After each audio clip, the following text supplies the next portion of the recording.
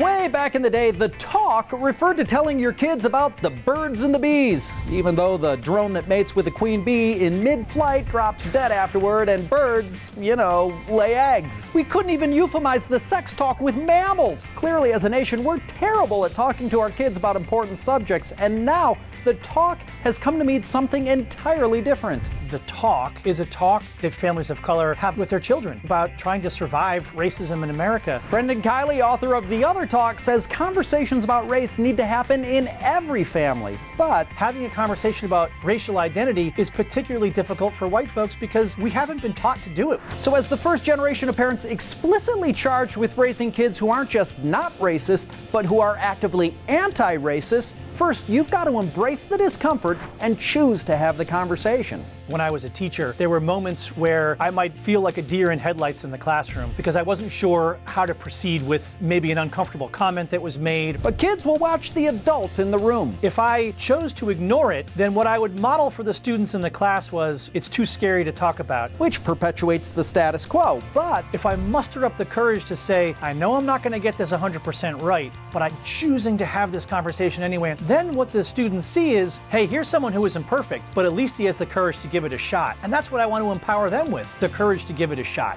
And when you're willing to have the conversation, even when it might reveal your own shortcomings, you model vulnerability. It's really important for us when we're grappling with really difficult conversations to remember that we're not all experts. And maybe, in fact, it's important for us to recognize that we don't have to be experts. Model that even your blunders can't keep you on the sidelines. Well, I'm a little nervous when someone makes a comment that I know is wrong, but I'm afraid to say something in the moment. If I've modeled, I have that feeling too, and I'm vulnerable, then they might feel a bit more of that courage to say, can we talk about this together? As a dad himself, Brendan feels the responsibility he has to his own son. Regardless of how uncomfortable or difficult the conversation might be, I know he's listening to me and he's looking up to me, and I think I owe him the courage of having the hardest conversations we can have. Finally, learn to listen without getting defensive. There was a community in northern Michigan that was struggling to figure out how they can talk about racism and privilege, and they interviewed a white girl who had just graduated second grade. She said, although it was really hard to hear, and although it made me